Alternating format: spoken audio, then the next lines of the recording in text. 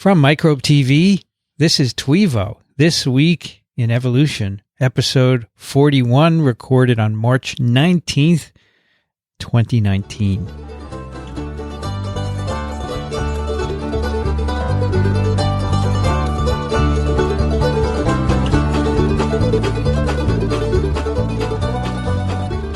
I'm Vincent Racaniello, and you're listening to the podcast on the biology behind what makes us tick. Joining me today from Salt Lake City, Utah, Nels Elde. Hello from Elde Lab Studios. Good to be with you. What's happening out in Salt Lake? Yeah, well, spring's on the way. I'm actually just catching up with that. I did a quick spring break. I was down in the Florida Keys the last few days. Cool. Yeah, that was pretty fun. It turned out, so it was my stepmother's 70th birthday, and it was kind of a micro family reunion. That's cool. Got out to Key West, hung out at the Hemingway house, tried to draw some inspiration from those stories and the Hemingway cats. Are you familiar with these critters? No, I'm not. Yeah, so as part of the ongoing Hemingway mansion, one of the legacies are the cats. So when Ernest Hemingway was living there, his kids got a founder cat that then bred numerous times and has gone through the generations. There's now 55 cats hanging out there.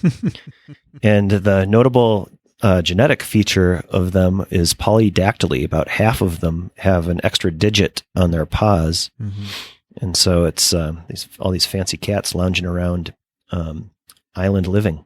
So that trait doesn't have any negative consequences, so it remains. So. Well, it's interesting. So the tour guide was trying to make the case that they're actually better mousers because they have that extra digit. I don't know if I buy that, but if that were true, then that should predominate. That's right. So it's still a pretty rare mutation. Is it always on all 4 feet or one or what? Well, yeah, good question. It's certainly the front paws. I didn't do too close of inspection on the rear paws. It's also, this shows up in humans as well, polydactyly and extra. Yep. And I think for cats, I think it's less about catching mice and more about breeders just thinking, oh, that's kind of cool.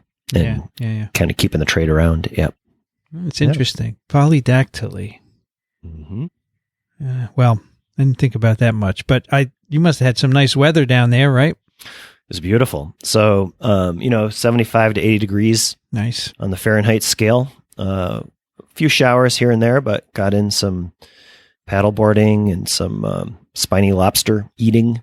So I'm pretty happy, feeling a little refreshed. All right, good. Well, here, how about there? We have spring break here. Yeah. It doesn't mean anything to me. I'm here in my office. And at least a break from the classes, though, right? Yeah, classes are past, so I can catch up on some things. But I don't know. I don't see why you need a spring break. Well, after being in the sunshine for a few days, I don't know if you need it, but I'll certainly take it. Yep. Yeah, I guess a lot of students go away to sunnier places, but I don't know. When I was in college, all I did was go home. I didn't go anywhere. Yeah, same here. I got my wisdom teeth out one spring break. That's great. Remember that. Yeah. I think you should just keep on working. You could finish the semester a week earlier. Yeah, take a longer break then. Whatever you do in the summer. Yeah. But for me, even this morning, the traffic was lousy as usual. It doesn't even made a difference. Usually it does. Last week, the traffic was lighter. It must be that maybe most of the schools had spring break last week. Oh, sure. Staggered. Yep. Anyway, we're just doing our usual thing here. Yeah. Which is science. Science is always cool. Agree. Science show. And speaking of genetic innovations, we've got one on tap today. Really cool paper. Title of it is Molecular Mechanism and History of Nonsense to Sense Evolution of Antifreeze Glycoprotein Gene in Northern Gadids. That's such a great title. Isn't that cool? Nonsense to Sense Evolution. So a couple things to decode here. One is, what are Northern Gadids? These are codfish.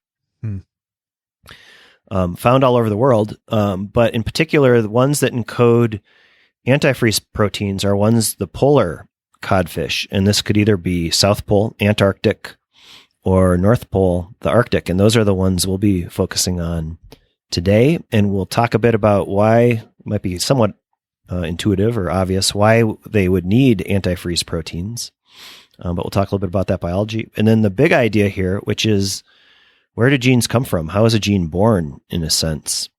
And that's that nonsense or non-coding nucleic acids becoming sense, or coding, becoming gene encoding. So where is this out of? Illinois?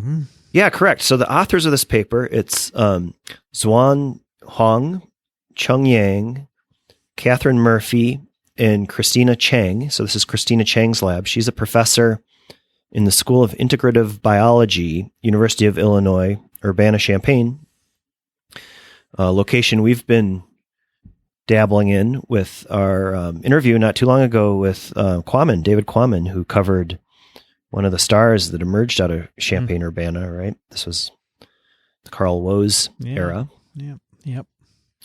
I think this integrative biology is that something that he talks about in the book? Yeah, good. I think that might be a separate school from the, so, there's this now, the Carl Woese, that genomic that's right. institute, basically, right? Yeah, I think that might be a separate outfit there. Yeah. Although I'm sure there's increasingly overlapping interests. And we'll see that sort of in good evidence today from this paper from the Cheng lab, where thinking about where do genes come from, a really nice echo of some of the early evolutionary ideas. And phylogenetics is going to play a key role here in deciphering for this antifreeze protein and how it emerged, and how that all works together. You really need good phylogenetics to make a strong inferences to build the case of something going from a non-coding region to becoming coding here. So can you tell us all about antifreeze proteins?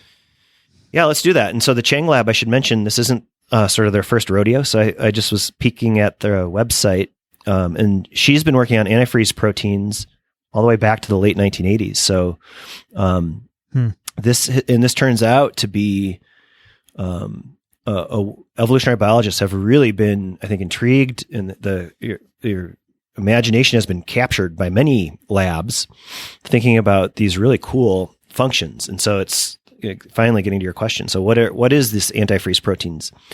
So in fish, and probably other critters too, marine critters, but certainly the most attention has been, so far the work has been done in fish, and I think codfish in particular. How do you live right at the edge of freezing, where you could get ice crystals nucleating in like fluids and tissues, or even the bloodstream of these species? And that could be a real disaster if you want to be a living fish. Okay for a dead fish, right? For a dead fish, it's fine. You can freeze frozen fish, now, right? Let me understand now. When we get fish and we put them in the freezer, they freeze. So I guess that's colder than the ocean, right? Or what? Yeah. Well, and there's also, these properties of ice crystal nucleation, where even though, and so in salt water, right, you can kind of be below the freezing point, but then if you nucleate, there's those great, experiments sometimes people do where you have that sort of super cooled liquid or whatever, and then when you hit it, and then all of it just bursts. Yeah, exactly. You nucleate the crystals, and the whole thing freezes up. So I think my understanding is a similar process could unfold in fish that are in super cold water under some circumstances like this. And are other animals having antifreeze proteins as well as fish? I think there are, but I will confess that I don't remember all the details or know all the details, but I think it's fair to say that the codfish have been sort of, just because of sort of the availability, and also from an evolutionary standpoint, the sort of, and we'll hint on this in a moment, the closely related species really give you the opportunity to see how these things, to sort of look at the evolution of the genes themselves. Apparently, Nels, you can find antifreeze proteins in not only animals, but plants, fungi, and bacteria. There you go. Which makes sense. Everything's got to have one. There you go. Yep. No, that's right. Well, everything, I would say, that's subject to freeze-thaw cycles, where you don't have other strategies to survive the presence of ice crystal formation in sort of bloodstreams and other things. But there's some, there are other strategies, I believe, in other cases. And so, but certainly widespread. I just put a picture of the protein in the show notes. It's got a cool structure. Very cool structure. Yeah, there's repetitive helical bundles. Yeah. And we'll get into a little bit of the mechanism. Before that, I do have another link that maybe we can put up on the show notes, just from the Cheng Lab website. And they have some cool images of codfish diversity, some of the species we'll be talking about today. Not only diverse antifreeze proteins, but also diverse morphology in these things. Really cool looking fish. This is one protein that you would not find in the Keys, Nels. That's right. We were safe.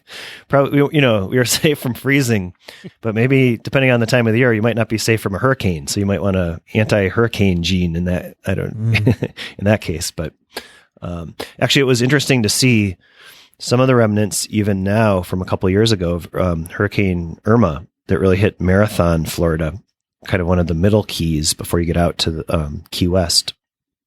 Most of that looks pretty well recovered, but like some open lots where you can imagine where people are not rebuilding or are thinking twice before new construction happening in sort of that hurricane alley.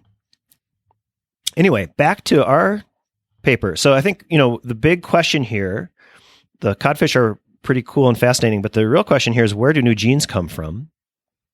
And the authors, I think, do a nice job of setting up some of the classical work, some of the classical ideas. So Susumu Ono, who was one of the first to really put forth some of the definitions of new genes, how they emerge.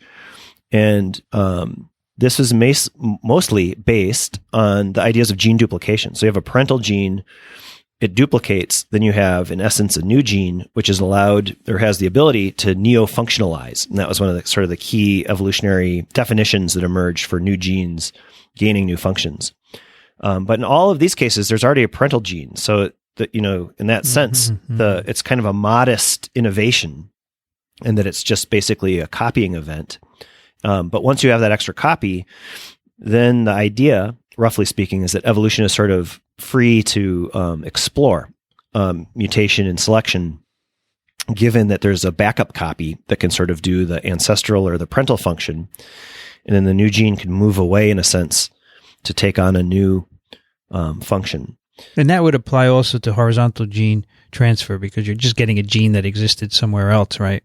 Correct. So yeah, there you still have the gene. In that case, for example, like if a virus picks up a gene, or if it goes from a bacteria to a different bacteria, the genome that received the gene may only have a single copy, but you can trace that origin back to the parental genes, that are in the sort of the donating genome in those cases. So yeah, it's more similar to a gene duplication situation.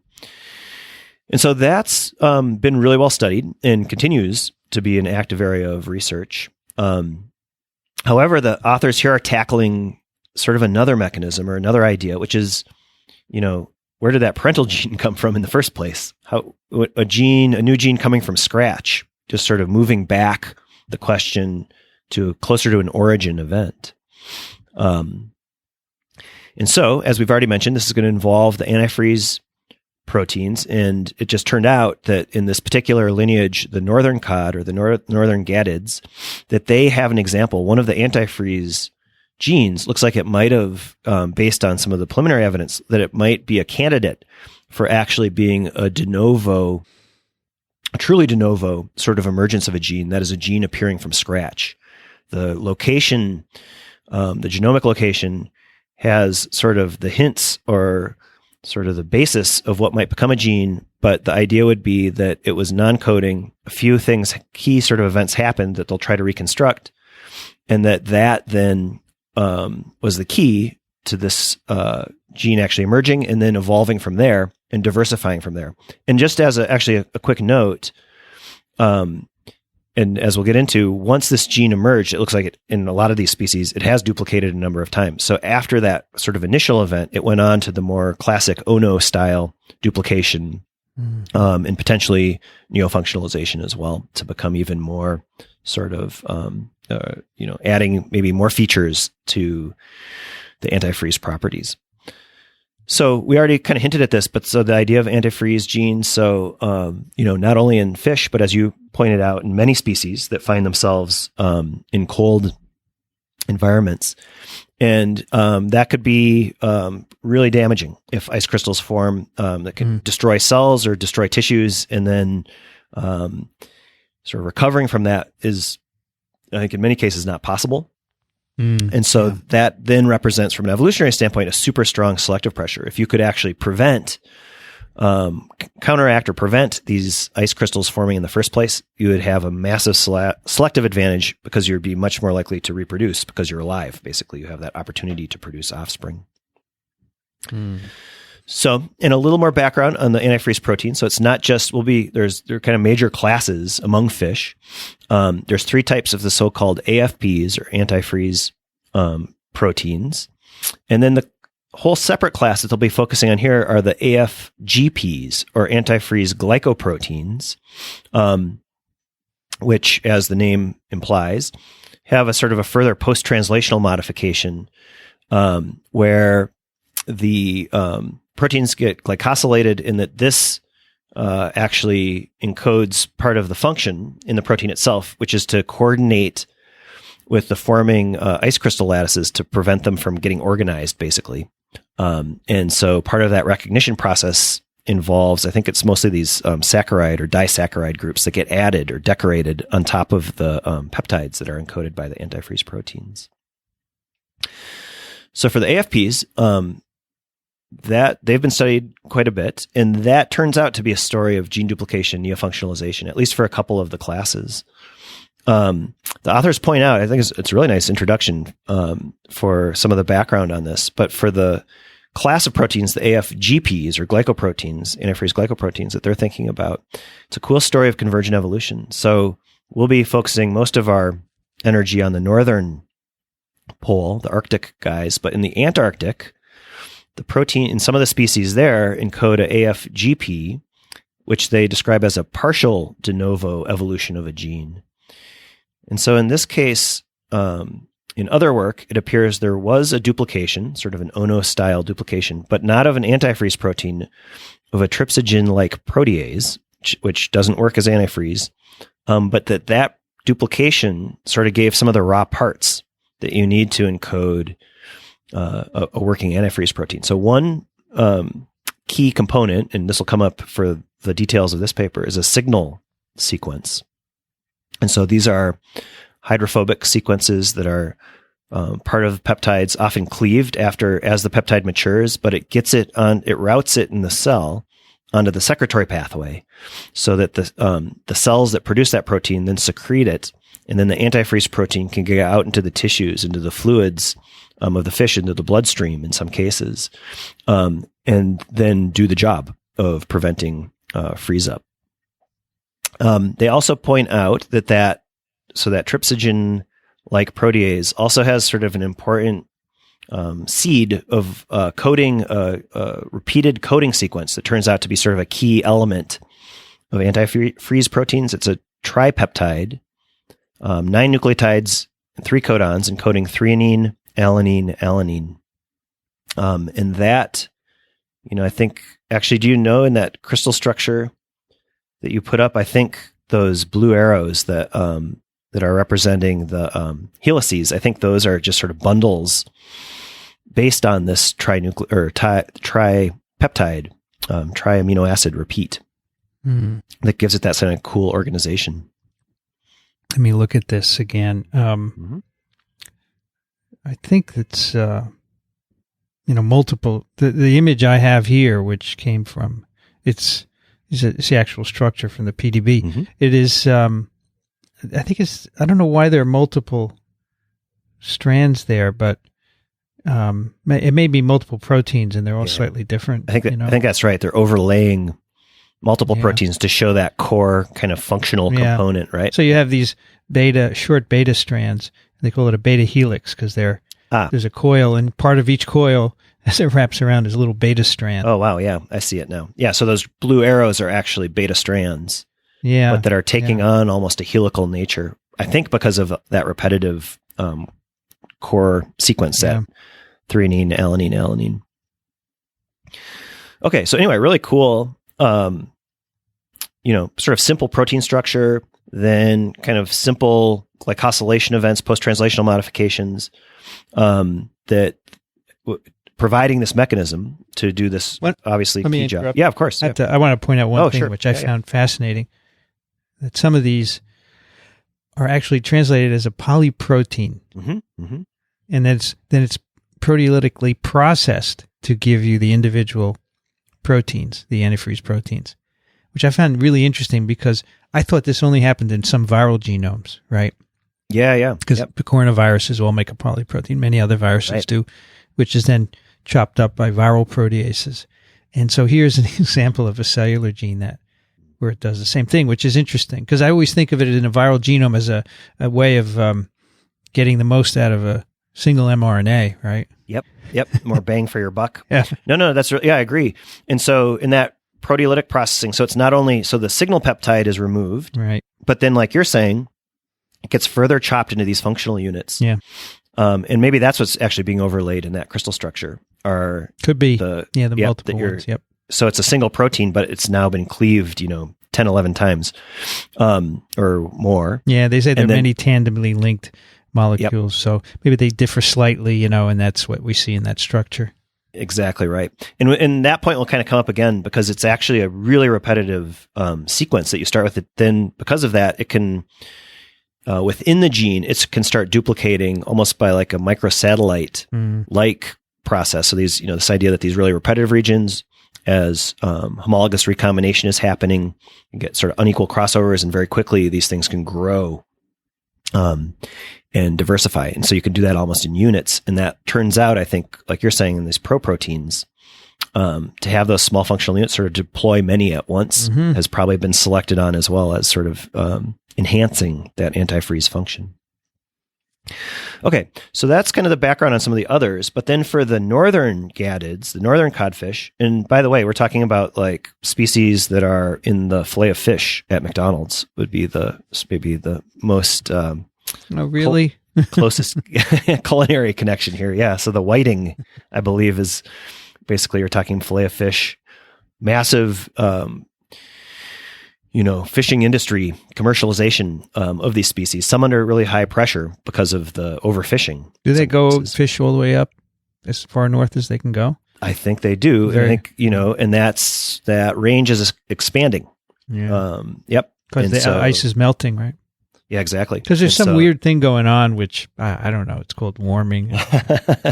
Climate change or something. Correct. Yeah. No, that's right. And so as there are fewer and fewer fish in southern waters, we're going farther and farther north, and into fish that probably are like most likely to have the most sort of refined antifreeze proteins as you go farther into those the colder environment. Anyway, kind of aside there, but so these are the fish, the northern gadids that the authors are focusing on. And here, in contrast to a lot of the AFPs or that other AFGP, the glycoprotein in the southern cod, there's no obvious gene duplication. So they encode an antifreeze glycoprotein, and yet there's no sort of parent there. There's no duplication. And so the implication is that the AFGP, antifreeze glycoprotein, arose from a non-coding sequence. And what is known about that current protein is that so it still has that core, those three peptides, the threonine, alanine, alanine, and those get glycosylated with a disaccharide, and that enhances the mechanism to interact with the water molecules and prevent the lattice formation into ice. So anyway, given that there's no obvious sort of gene duplication event there, how was this gene born? Where did it come from? And so they take a phylogenetic approach to try to reconstitute that history and make some inferences about where the gene came from. They have an interesting term for that. They call it non-genic. The ancestor was non-genic, not a gene, right? Yeah, exactly. Yep. I've never heard that before.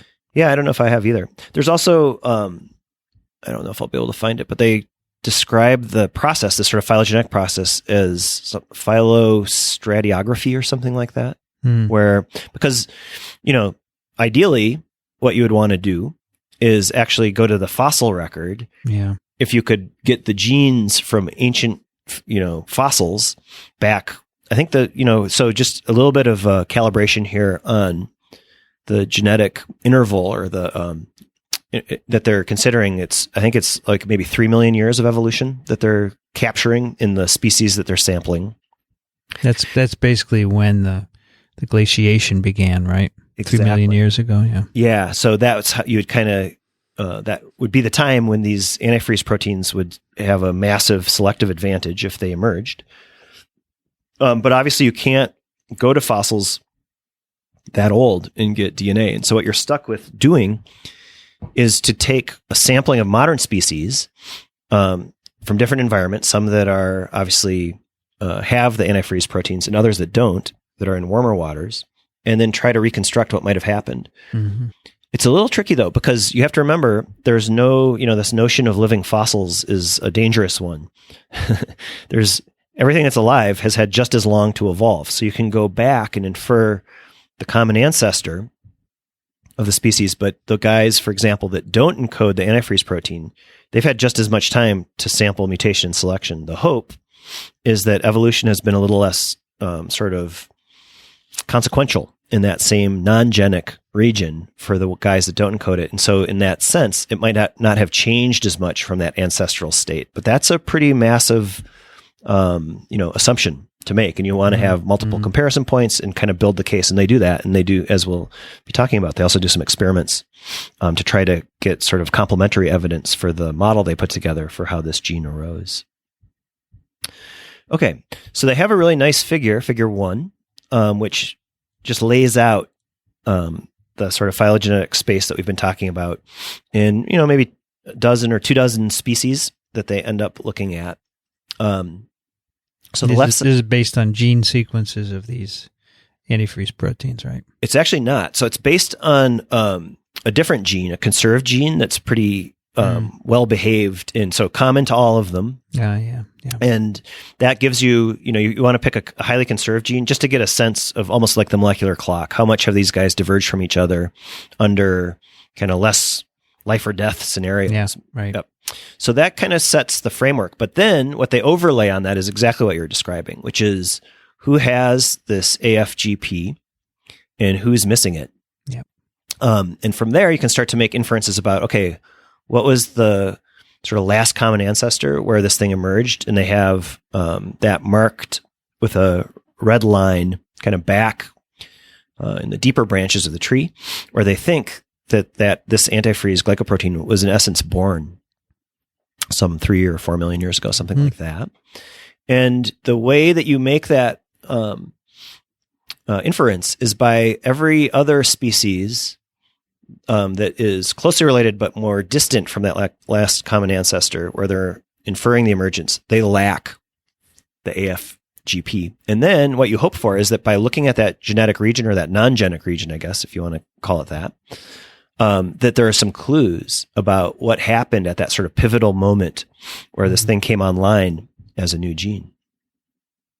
So that they show a little of the morphology of the fish, and you can see these. I don't know. I guess codfish aren't the most charismatic of fish out there, but no, don't say that to a codfish. Yeah, right. That's right. And don't say it to a fast food joint where it makes a great fillet of fish.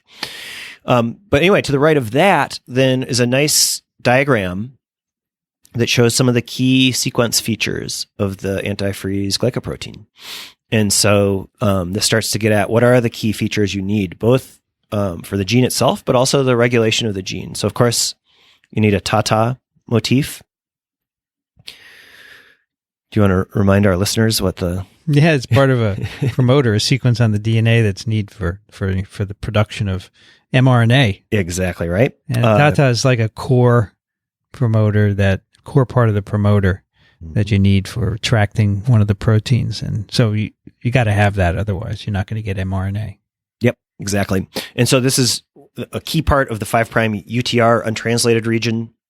There's also a so-called Kozak sequence that we'll be talking about, which they misspell in one of the figures. Yeah, I noticed that. It's a little embarrassing. At least they didn't call it a Kojak sequence. That would have been even more sort of glaring. But anyway, then we talked a little bit about that signal peptide. So actually, this is kind of interesting. So if you look, even in the fish that don't have the antifreeze protein, you can see that they have sort of some of these sequence features that could come together to make a signal peptide. It's flanked by a couple introns, but with just and actually they make the case that with just a single nucleotide change, I think it's a single deletion, all of a sudden that sequence could form a nascent coding region of hydrophobic amino acid residues, which are sort of common to defining a signal peptide. There's all kinds of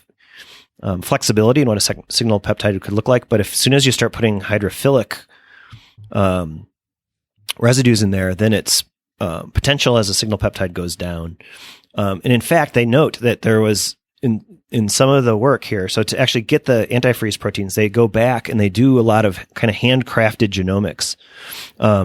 There were some errors in some of the annotations for the guys that encode this. And one of the confusing things was the signal peptide actually had what looked like hydrophilic residues. And that's a head scratcher because it's like, wait a minute, we know this guy has an antifreeze protein, and yet this one probably couldn't be secreted if that's really what the sequence looked like. Turns out it's just if you'll excuse the marine pun, a red herring, for a case where it was just the sequencing was bad there. So these are repetitive sequences and, a gene that emerged recently. And so they devote a lot of effort to making bacterial artificial chromosomes, doing some pull down strategies to then go in and really do the sequencing themselves. And that also gets to the coding region itself. So up till now, we've been talking about a little bit of the regulation. We'll get back to that. A little bit of the signal peptide, which is coding, but just gets the what will be the mature protein into secreted space. But then if we look at the sort of business end of the gene, what's actually doing the work of antifreeze, this is, again, this like really repetitive stuff. So a core 9 nucleotide unit, the threonine, alanine, which if you duplicate that 4 times, is probably that core region. So as in that crystal structure, and we should put that in the show notes too. I think it's really a nice illustration of the from kind of the coding to the protein function.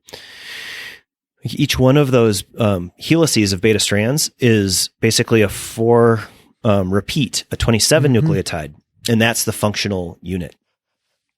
And if they compare that to these 3 species that lack the antifreeze protein, you see just the seeds of these non-coding sequences, but you would need a nucleotide mutation again to make this possible, basically to make that a working codon.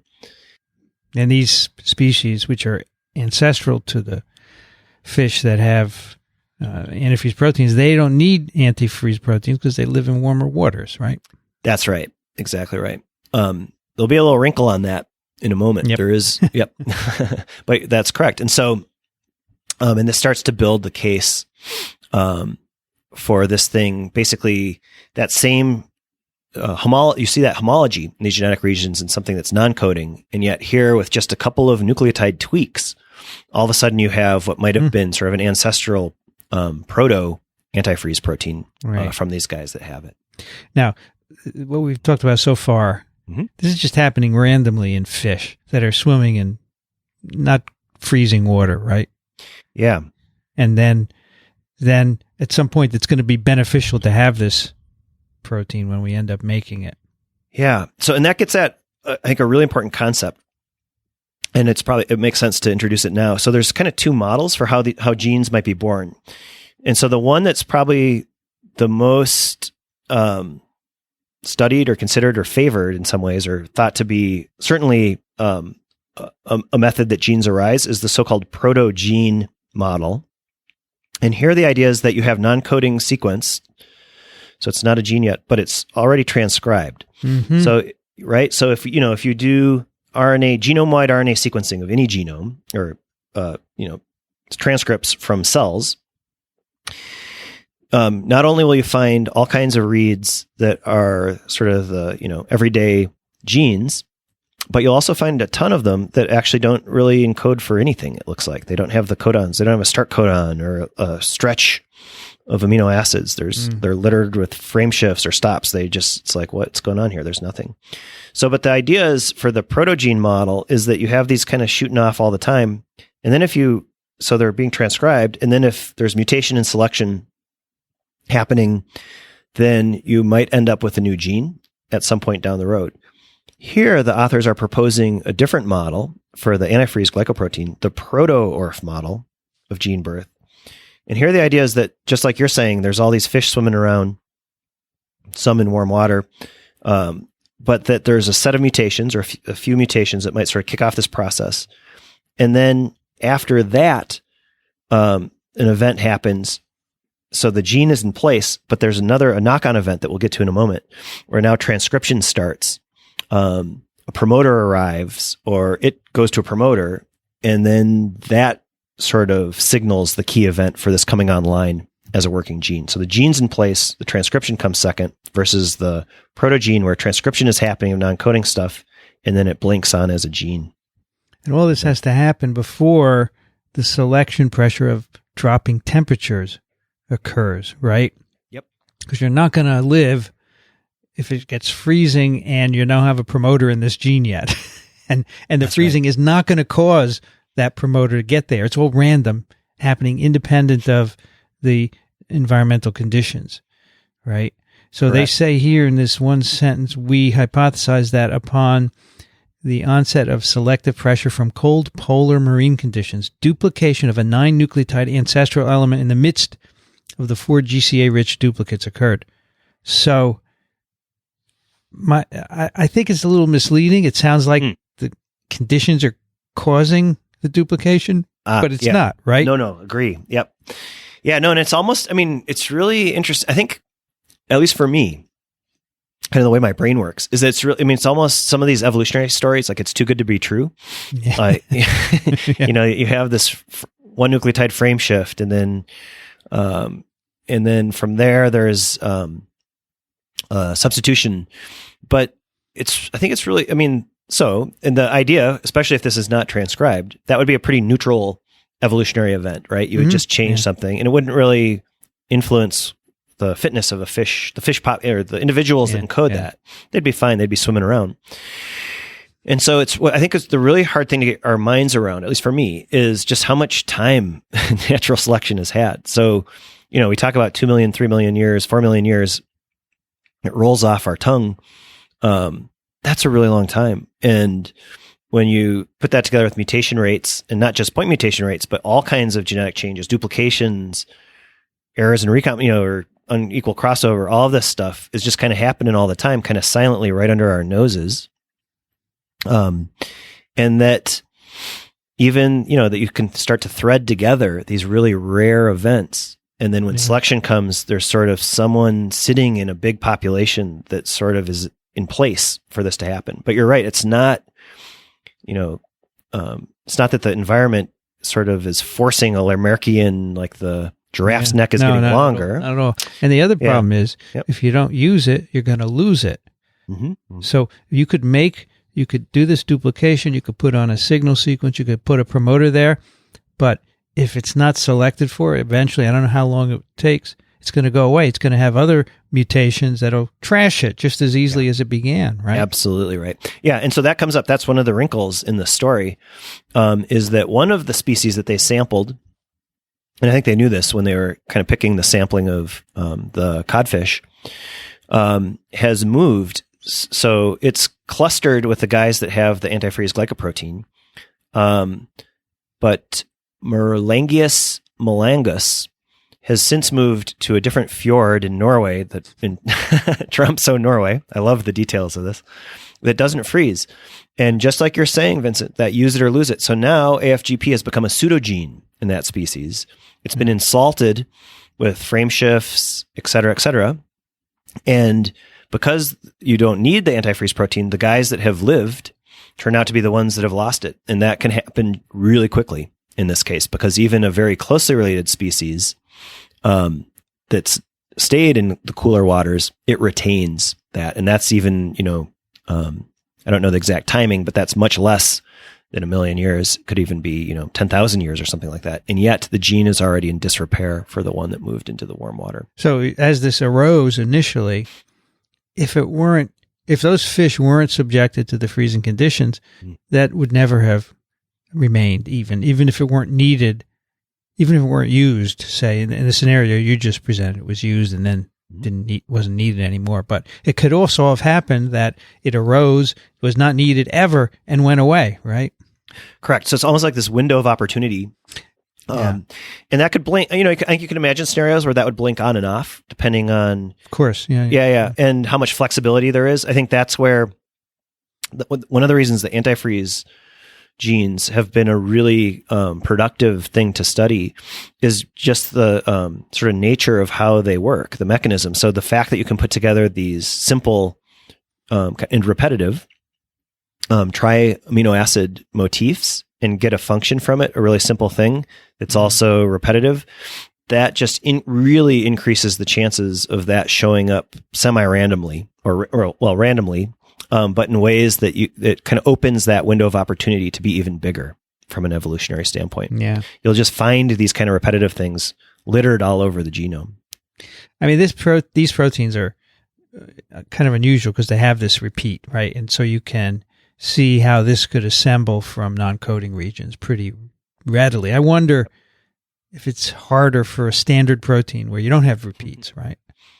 No, I know. So I think there's maybe a really cool hint in the data here. So in the middle figures, they actually show just the whole, this actually kind of reminds me of older papers like in the 80s or 90s where even if you cloned a gene, that was like big news back in the day. And so you'd publish figures, the whole sequence. Yeah. So it has a little bit of that retro feel to it, which is kind of cool. But, and so in figure, let's see, 2 and 3, they do that. And in figure 2, where they show how repetitive it is, but they also show the repeats itself. So it goes TAA, TAA, TAA, and then all of a sudden it goes TAAR, or TAA, TAA, TP. And then all of a sudden there's a PAR. And so what's happening there, right, is that there's just knock-on mutations in these long repetitive stretches. And if those don't break down that organization, those beta strands forming those helices, then you tolerate. Yeah. So, but now what we're seeing in kind of unfolding is something that's super repetitive and simple, going to something that's a little more complicated, where you're sprinkling in some of the 20 amino acids. And so imagine if you just keep letting the tape play. So maybe, if we looked at ancient genomes, there would be a lot more simple repetitive genes that just worked for some reason. But then the longer you go, maybe that gives you a foothold to sprinkle in more mutations. And now you get into these sort of the genes we're familiar with from today that have kind of gone down that road and have become much more diversified in the amino acid content. These have folded into different shapes and then brought on more protein functions by doing that. But this could be sort of a cool foothold, right, for ancient gene evolution, as you start really simple and repetitive, and then you can build from there. Oh, I totally think. If you think of how we believe life arose, it started as just non-coding RNA, right?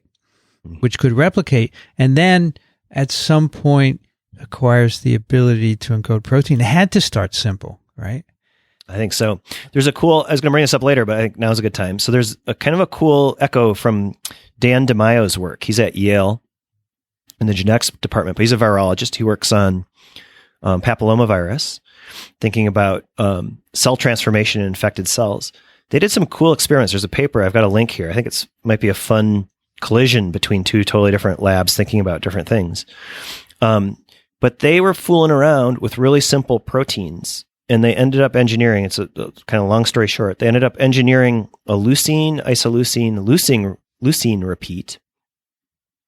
I think they repeat it like 13 times or something like that.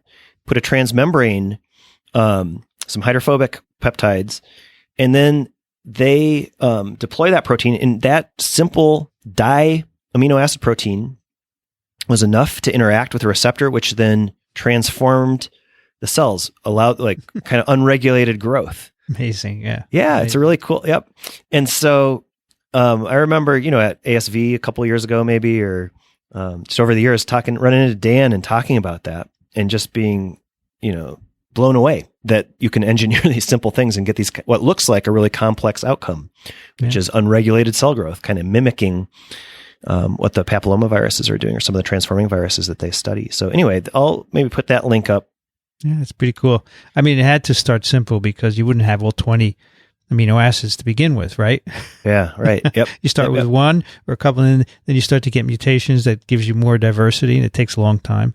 But it makes total sense that those early genomes were pretty simple. Yeah. So what we have here is kind of a harkening back to that, right? Possibly, yeah. And that maybe once you have this repetitive stuff and it's kind of working, now you can kind of go from there and get more complicated in a sense or add more of those amino acids. Would be interesting to see kind of an organism you could build with really simple sequences, love right? It. Yeah. Kind of a synthetic bio project. Yep. And yeah, exactly. And then let it. Well, and I was kind of thinking about that. If there was a way to set up a system like this with the antifreeze proteins where you start out with that really simple thing and then even selecting just over a few generations or maybe using directed evolution where you're sampling now some of those prolines or arginines or other single single nucleotide changes that change the codon, if you could actually select somehow for better activity in an in vitro system or something, that'd be kind of a fun evolution in action thing to think about.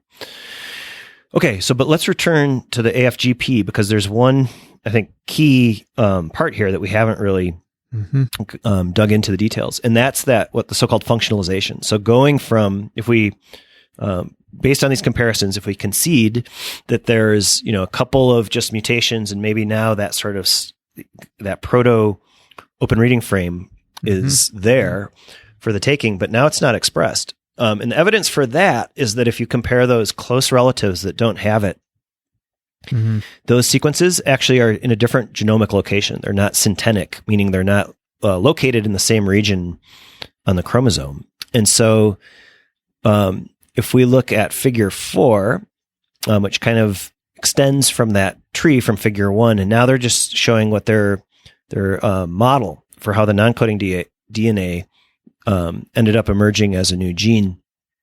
This is where that misspelled Kozak sequence is. Yes. Small mutation there. Take out the C and you're in good shape. But there's part D here of this model. So you've already got the signal peptide. You've got the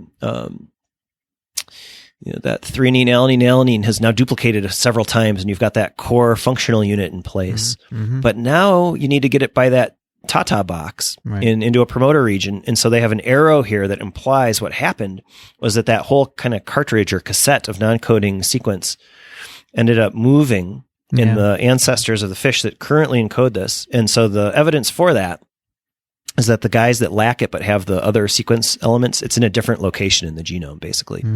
So something had to happen. It probably had to move. How it moved, I think, is less clear. So it could have been mobilized maybe by selfish genetic element. They don't see any evidence of that, or at least don't report any evidence of that. But some event would have to happen for this thing to move, for it then to basically come online.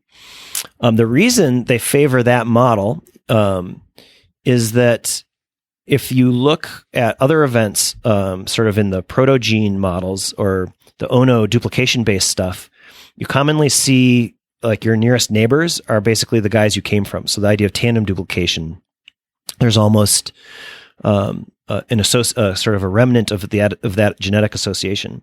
But the genes nearby the AFGP are like totally different functions.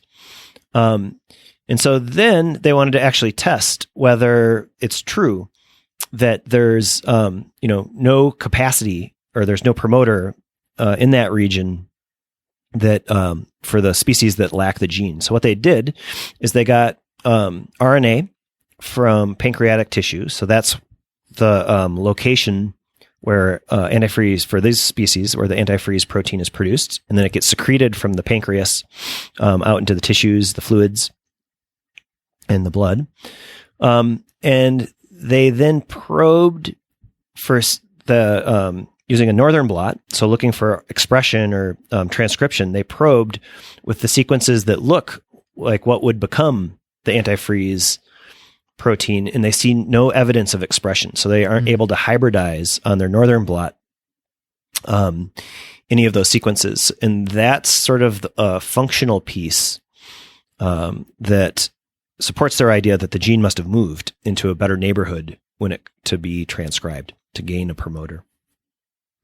I'm amazed they do northern blots here. Yeah, kind of old school technique. Which, not many people do that anymore. You know, you would do either RT-PCR or even RNA-seq, right?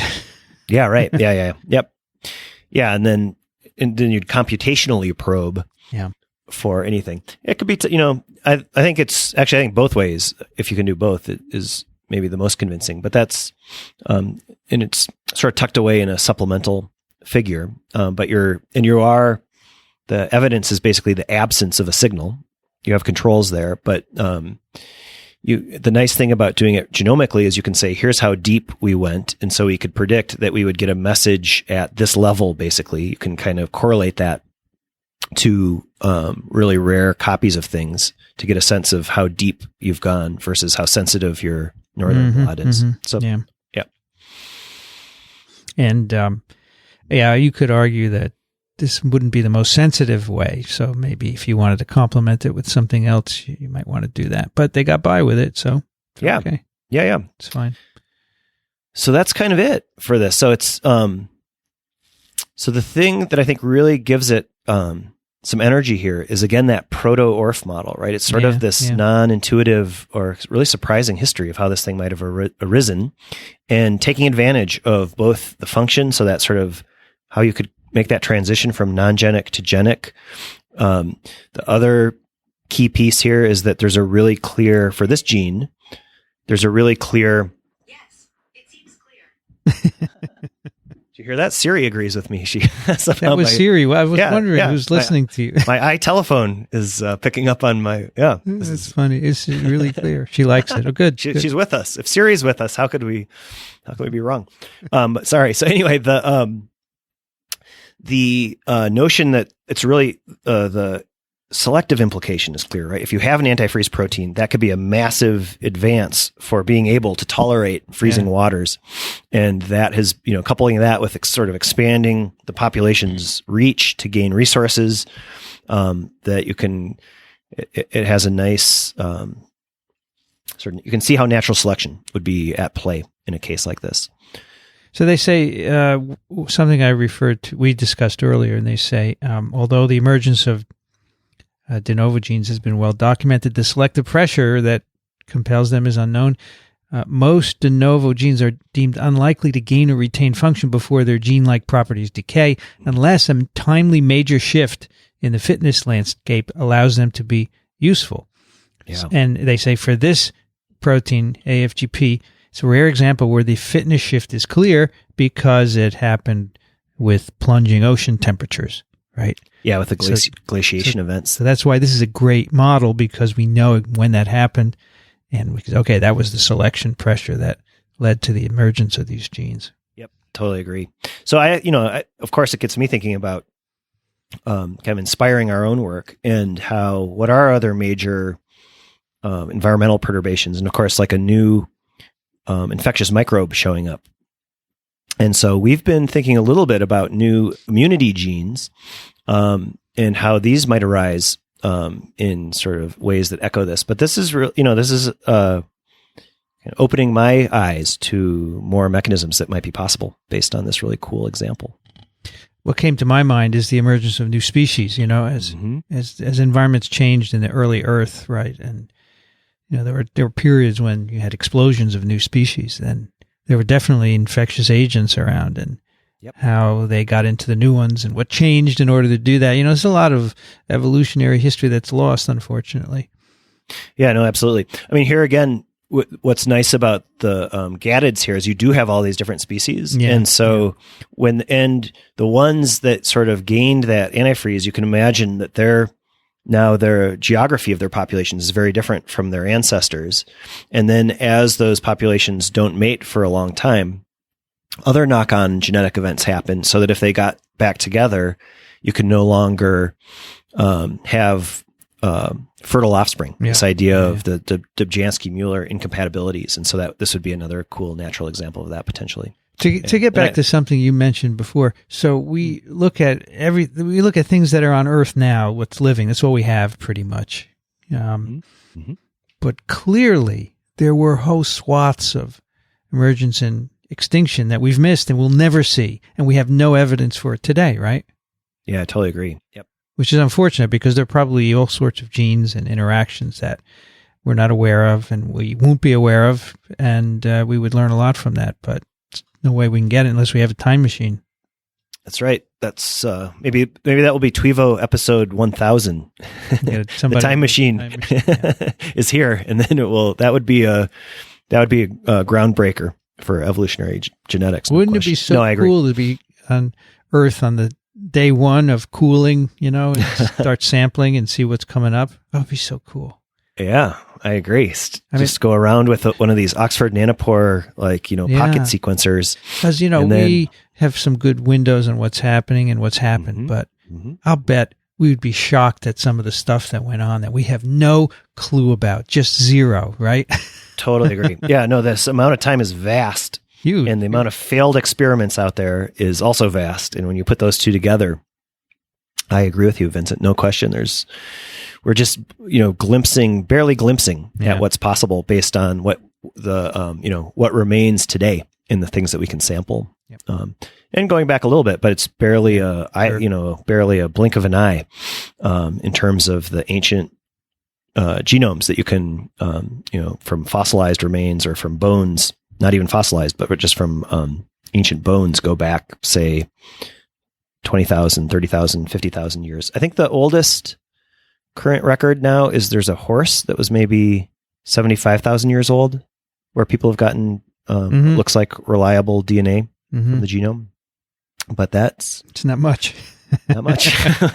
Exactly. So earlier today, Steve Goff, my colleague, walked by and said, what are you going to do on TWiEVO? I said, well, these antifreeze proteins. He says, they put them in tomatoes. So I looked it up. I found they were called Frankentomatoes. They put these codfish antifreeze genes into tomato, so that would be to survive frost, right? Yeah. Cool idea. But they never made it to the market. Apparently, they did bad things to rats in the laboratory. They messed up their stomachs. Oh, is that right? And this article I found, which is in Huff Post, it's got, remember the pictures of the fish tomatoes? For years, they were an unofficial emblem of the anti-GMO movement, depicting how antifreeze genes from an Arctic fish were forced into tomato DNA. So they were made, but they were never marketed. And the article says, however, Breyer's low-fat ice cream does contain antifreeze proteins from Arctic fish genes. Oh, is that right? I didn't know that. I didn't know that either. Thanks to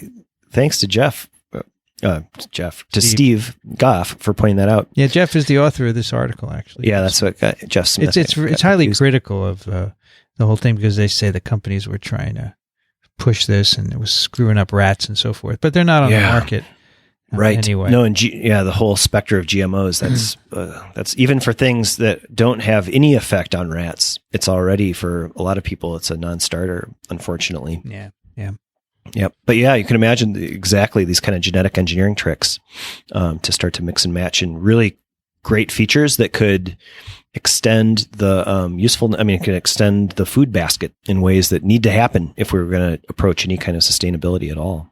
So you have to be innovative, and it's got to be safe, obviously. And sometimes, as we saw from this Boeing 737 story, sometimes there's a clash between safety and economics, which ends up with very unfortunate consequences. True. Which is why we have checks and balances all the way, So we need a good journalism community to do that. We need journalism. We need reporting, right? It's absolutely essential to have a healthy journalistic enterprise, and countries that suppress it, it's not good. So I just don't like the current emphasis by certain individuals on suppressing the press. It's not good. Yep. We need them. Anyway, we got a couple of emails here, Nels. Yeah, let's open up the old mailbag. Bad. It's been a while. I'll do the first one. So Connor writes, "Hi, TWiEVO crew. So happy to hear a Legionella paper. It is an interesting thought whether outbreaks could stem from populations of Legionella pneumophila that are experiencing flare-ups in pathogenicity due to genetic exchange with endemic protist hosts. Still, I can't help but wonder if outbreaks are more an issue of cell concentration in the environment, enough cells in the right place at the right time. Then again, maybe I've been working with engineers too much recently. In any case, I would love to hear your thoughts on another pet theory in the field. There has been some indication that the conditions of our built water systems, specifically plumbing, have selected for more pathogenic Legionella that are better able to withstand things like low pH or oxidative stress, and that these selective pressures also make the bugs better able to infect humans. Speaking of Michelle Swanson, your co-host on TWiM, This Week in Microbiology, her group released a very cool, very scary study on an integrative conjunctive element that conferred resistance to oxidative stress and beta-lactam antibiotics that was able to integrate from one Legionella pneumophila strain to another. And we've got the link there.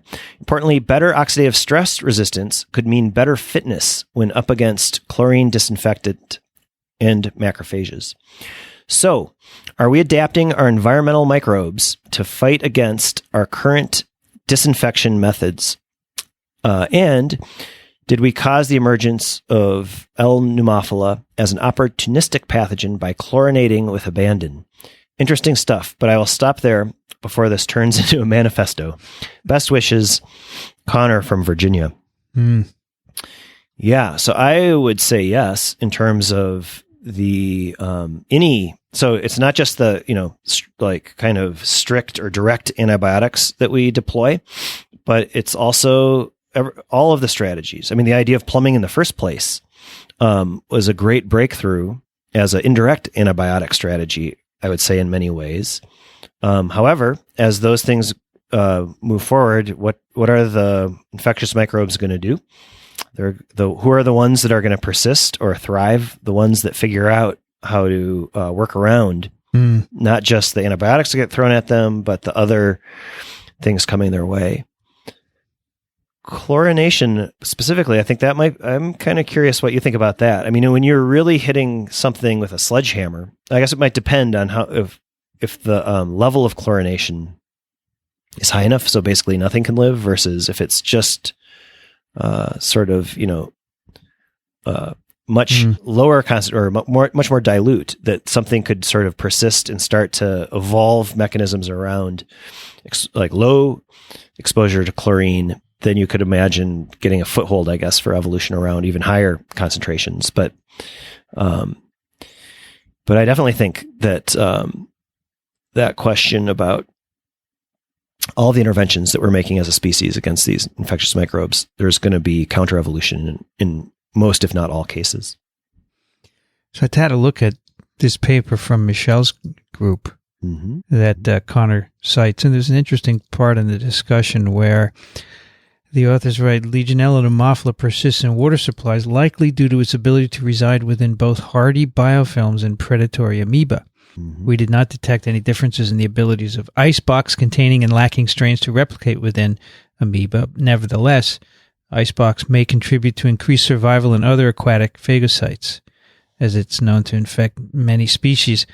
A remarkable finding is that samples from hospitals, schools, and spas contained a higher density of Legionella than did source water, suggesting that relative to the natural environment, engineered water systems offer some advantages to the species. Typical hospital disinfectant regimens generate reactive chlorine species, oxidants from bleach, monochloramine, or chlorine dioxide. However, infection control treatments reduce but do not eliminate the pathogen, implying that a subpopulation of L. pneumophila is resistant to or protected from these chemicals. A survey of 209 samples from hospitals in France, use of continuous chlorination protocols correlated with an increase in the burden of pathogenic serogroup 1 L. pneumophila in their engineered water systems. Our results show that icebox promotes survival and replication in bleach concentrations comparable to that of drinking water. Given the widespread use of these chlorine-based decontamination procedures, the potential for spread of disinfectant resistance among populations of this pathogen merits consideration. So they're agreeing, Connor, that this is a problem. We could be causing this ourselves, especially when you don't completely eliminate everything, right? No, that's right. And I think in some of these cases, you hope there might be a trade-off that emerges, right? So, and if that's the case, then that gives you a new foothold to sort of go at that new weakness that might be exposed in a case like this. But if that's not the case, that there isn't a trade-off for example, associating inside an amoeba or protist or in a biofilm scenario where you're gaining more resistance to some of the disinfectants, that's where I would start to get worried. At the same time, if there is if all of a sudden the guys that do really well in the biofilms are sort of less virulent or less able to infect or something like that, that's what you hope for, that there is something that will kind of balance the books a little bit, but hard to know. Good question. Yeah, great question. Thank you. And glad you liked the episode on Legionella. It's a spectacularly interesting bacterial, just whole range of diversity and incredible cell biology and really interesting critters. Yep. All right, Larry writes, Doctors Elde and Racaniello. I'm the software developer fanboy who wrote in many months ago. Still a big fan. I just listened to TWiM 190 December with 2 papers on exosomes. Great show as usual. I was intrigued by the fact that exosomes are secreted universally by archaea, bacteria, and eukaryotes. My first question, since there's, I would assume, a big energy cost to producing and releasing these vesicles with protein and or mRNA, microRNA, or even double-stranded DNA, what's the benefit for the cells? The wiki page indicates intercellular communication triggering other cells to do something useful to the originating cell. So I would guess the answer, generally speaking, is parasitism and mutualism. And horizontal gene transfer seems implied. So question 2, how is this how genes become selfish? In any case, this mix of complex yet universal behavior leads this very naive listener to question 3, brace for wild, uninformed speculation. I'm braced. Whether exosomes are or echo the original form of one level of basic building blocks of life that at some point or 2 points embedded themselves in lipid bags to become archaea and bacteria cells, thus making a great leap forward in stability akin to the eukaryotic energy leap. Apologies for all the parenthetical remarks, Larry, in San Diego, where it's getting near freezing at night in the inland valleys this week. Now I'm going to have to reread Nick Lane to see whether he actually mentions this, and I just didn't understand it. On further thought, these questions seem too naive for your show, but if you could briefly discuss current thinking on pre-cellular evolution, the RNA world, and connections, if any, with exosomes, that would be interesting. You almost saved us there, Larry, but no, I'm joking. I think those are really fascinating questions, important questions. I don't know that we'll have great answers for them, but they're really worthy questions of considering and being inspired by. And so I think, the exosomes, the evidence of exosomes in really diverse organisms that bring it back potentially to, kind of origins of life space is pretty provocative and interesting. At the same time, I'm still a little bit, maybe I'm a little old-fashioned in thinking that exosomes, as kind of coming from a biochemistry angle, that exosomes are easy to see and maybe hard to confirm in some cases. And I would just confess that I haven't looked really closely at some of the newer work that put exosomes out to archaea, for example. But if we just step past that assumption for a moment and say, yes, there are exosomes sort of across the board for all life forms that we know of on Earth, then I think it's really fun to think about sort of what that could bring to the table in terms of, sort of an evolutionary advance or a way of just moving things forward. And I do think that there is some great emerging evidence for this idea of sort of intracellular communication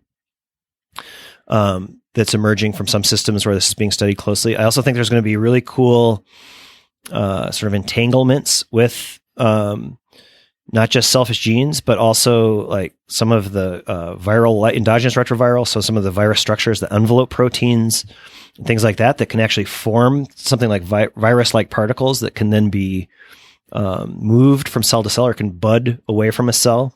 There's really some cool work coming from David Baker's lab up in Washington, also Wes Sundquist's lab here locally, on doing some engineering of some of these like nanocage kind of things, taking some inspiration from the proteins that are encoded by viruses, envelope viruses, to actually build cargoes that then might move from cell to cell, and be even something that we might think about from a translational sense.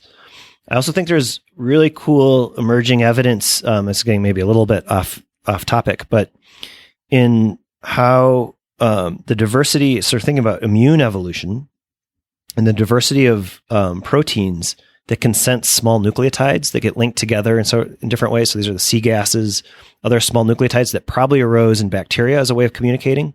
Whether those are deployed in exosomes or if they're deployed through other secretory mechanisms, I think is pretty cool. And then the idea that immune systems began to listen in on some of that communication and then actually convert to just making those signals themselves, as well as part of regular sort of innate immune responses that have evolved like in our species and other metazoans.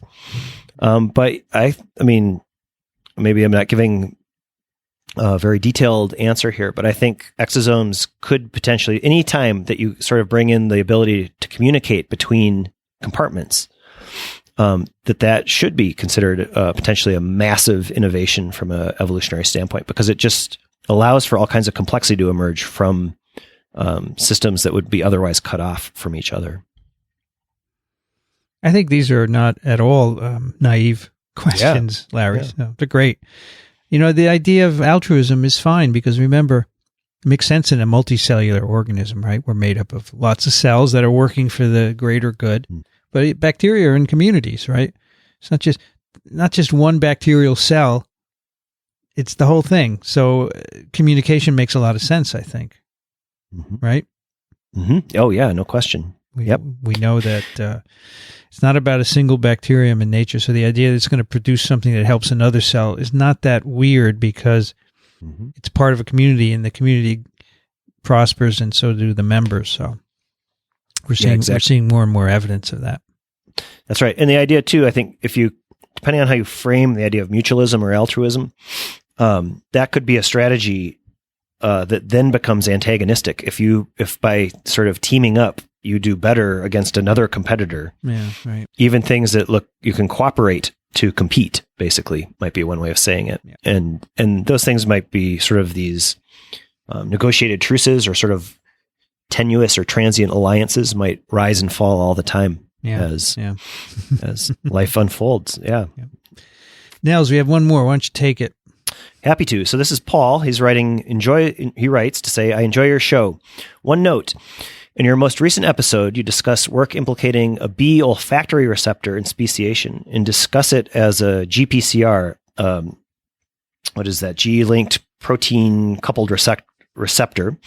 While invertebrate olfactory receptors do have 7 transmembrane domains, it turns out that they are not related to vertebrate olfactory receptors. Rather than acting as GPCRs, invertebrate ORs act as ligand-gated ion channels. That is, while vertebrate ORs activate ion channels indirectly via second messengers like cyclic AMP, insect olfactory receptors act as channels themselves. Also, it seems possible that the transmembrane regions could participate in the binding of hydrophobic odorants. So variation there could also be where the change in specificity arises. Best wishes, and keep up the nice work. Paul.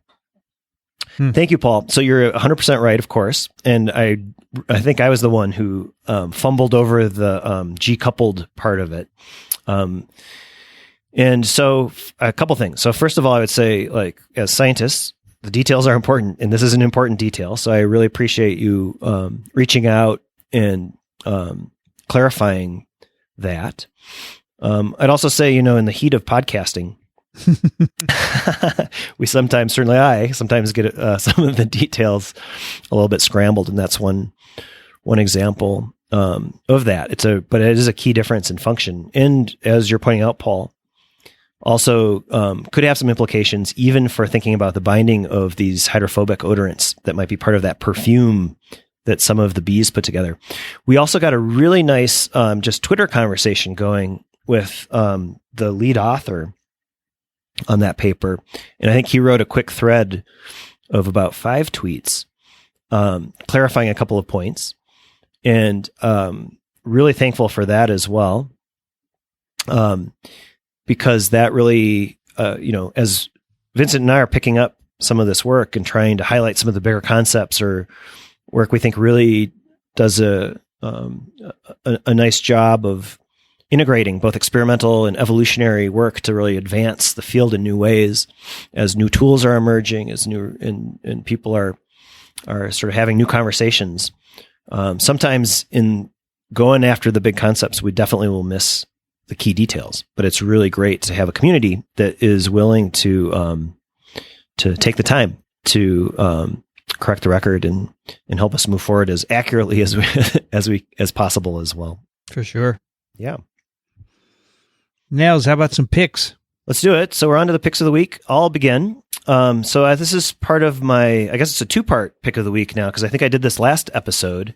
I mentioned that some of my colleagues and science buddies here were doing this feature Science at Sundance, the Sundance Film Festival.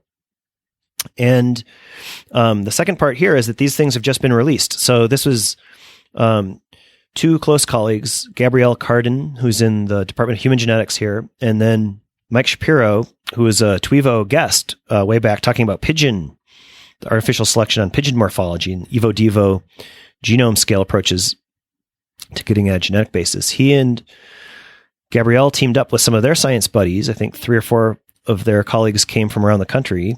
They went out, they spread out, they had matching hats that said Science at Sundance, winter caps, sort of in the spirit of the Winter Film Festival. And they went around and watched all of the movies that had really kind of at the core of the stories, or as the documentaries had science implications or were scientific films. And there's now up on Science Magazine's, currently their blog, but I think it'll be out in this Thursday's issue of Science, are the reviews of, I think, maybe 8 or 10 of the films that they wanted to highlight. I think it came together as a really nice set and really highlights how, kind of on the cutting edge of independent film, there's also scientific ideas that are getting a really, I think, sophisticated treatment. And maybe that echoes a little bit on your point, Vincent, about having good journalism, also having good movies that tackle science in an honest and legitimate way helps to navigate some of the territory that we find ourselves in kind of modern society. So that's my pick of the week. Science at Sundance. Kind of related to my pick. Yeah, agreed. Yep. I mean, the more science you show people, I think the better, because my pick happens to be a interesting article in Nature. It's called The Rise and Fall of Scientific Authority and How to Bring It Back. So this is by Robert Crease, and he's written a book, The Workshop in the World, What 10 Thinkers Can Teach Us About Science and Authority. And I think this is kind of a part of the theme of it. And he talks about how, there was a time when there were 2 principal sources of authority, the church and the state. And Galileo in 1600s tried to show that scientists have another kind of authority, right? We deal with the natural world truth, how things work.